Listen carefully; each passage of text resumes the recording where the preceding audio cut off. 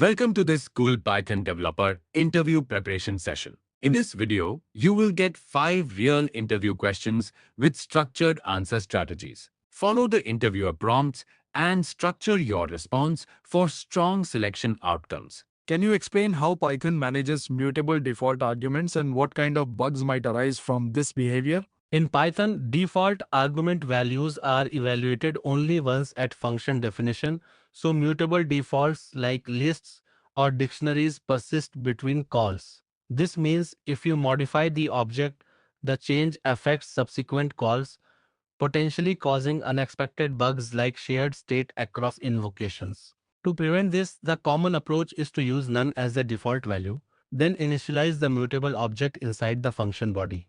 This approach avoids inadvertent data sharing, but requires an additional conditional check. An edge case is when you actually want shared state, but that's rare.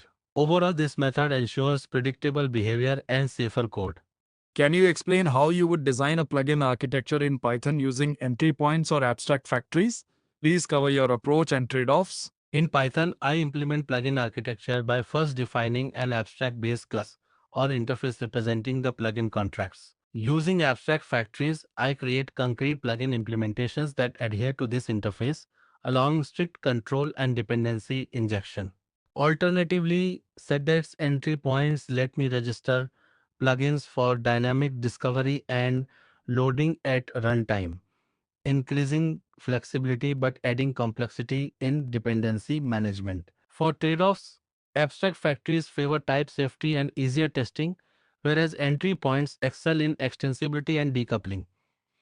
I also address edge cases like plugin conflicts, version compatibility, and error isolation. This blended approach results in a maintainable, scalable plugin system suitable for evolving applications. Could you explain the performance implications of using global variables inside Python functions and how that might affect your code? In Python, accessing global variables inside functions is slower than local variables. Because of the way Python resolves names, it has to look up the global scope each time. This extra lookup adds overhead in tight loops or performance critical code. The approach is to minimize global variable use by passing parameters or using local variables when possible.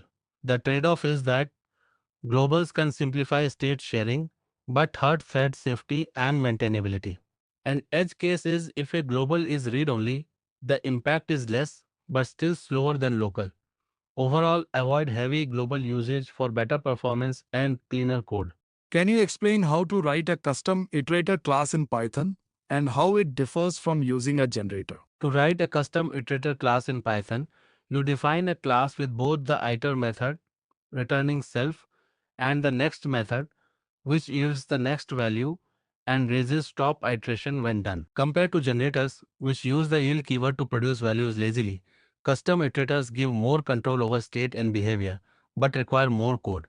Generators are simpler and automatically manage state and memory efficiently. However, custom iterators can handle more complex iteration patterns and maintain additional attributes. An edge case to keep in mind is properly raising stop iteration to signal the end of iteration. Overall, generators are great for straightforward lazy sequences, while custom iterators work best when complex management is needed. Can you explain how you use funtools.lru cache in Python and describe situations where it might actually degrade performance instead of improving it?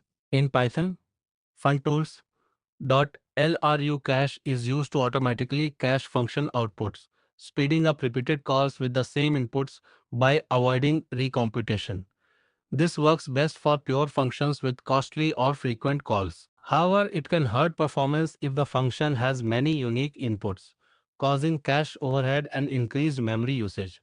Also, if the function is very fast, the caching overhead might offset benefits. So when using LRU cache, I consider cache size and whether results are reused frequently. For functions with side effects or variable outputs, caching isn't suitable. This completes your Google Python Developer interview preparation set. Practice these answers aloud, refine clarity, and repeat daily for stronger interview performance.